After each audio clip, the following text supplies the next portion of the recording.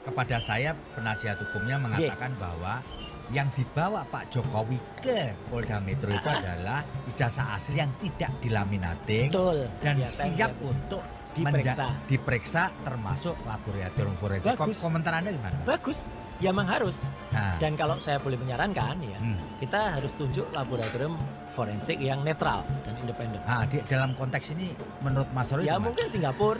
Assalamualaikum warahmatullahi wabarakatuh. Om Swastiastu, Namo Buddhaya, salam kebajikan.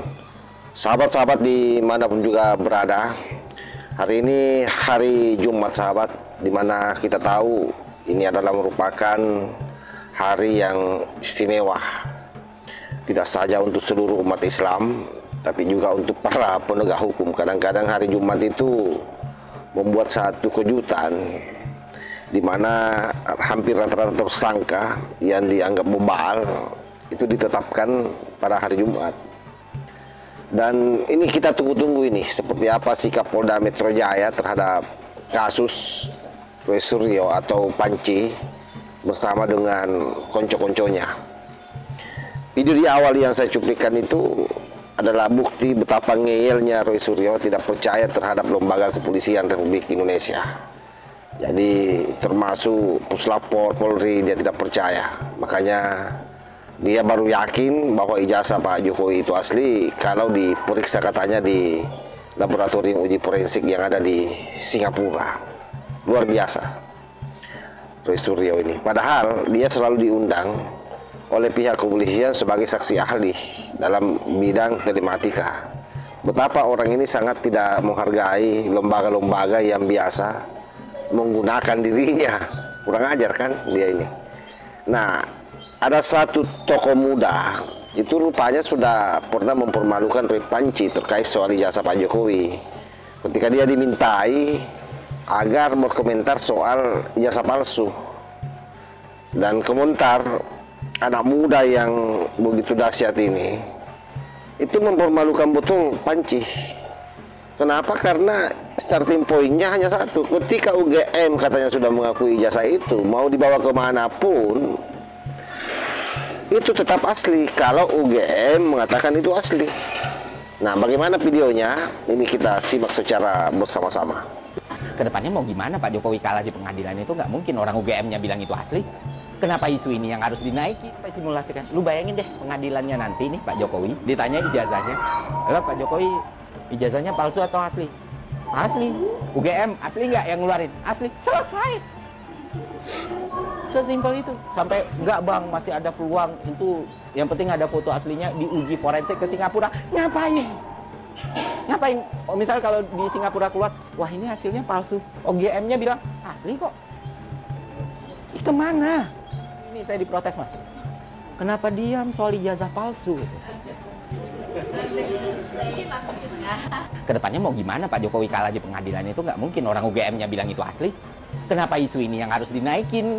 Orang tuh kadang lupa Pak Jokowi itu seorang proletar, seorang Korea, kalau kata Pak Bambang Pacul ya, tanpa darah biru bisa punya kekuasaan dan kekuatan tanpa partai sebesar itu gitu. Apalagi isu ijazah doang.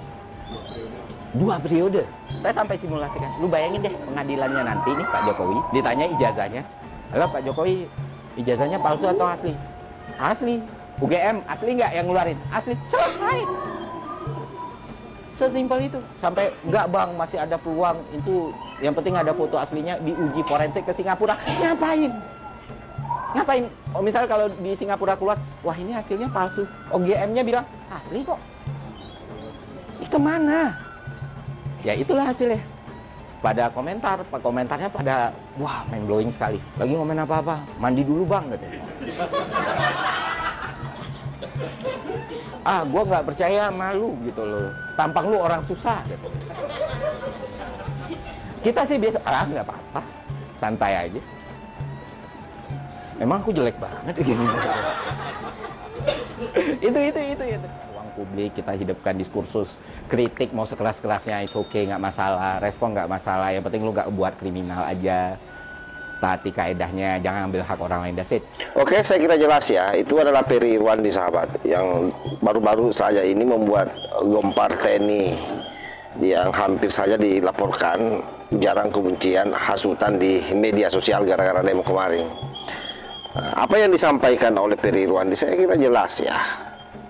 Jadi sekali lagi bahwa seluruh kibulan daripada para pemburu ijazah palsu ini nonseng kalau itu akan berhasil. Pasti mereka akan dipenjara cepat atau lambat. Nah, tinggal memang sekali lagi ini tak henti-hentinya saya betul-betul menyesalkan sikap daripada Polda Metro Jaya yang tak kunjung bergerak dari tempat duduknya.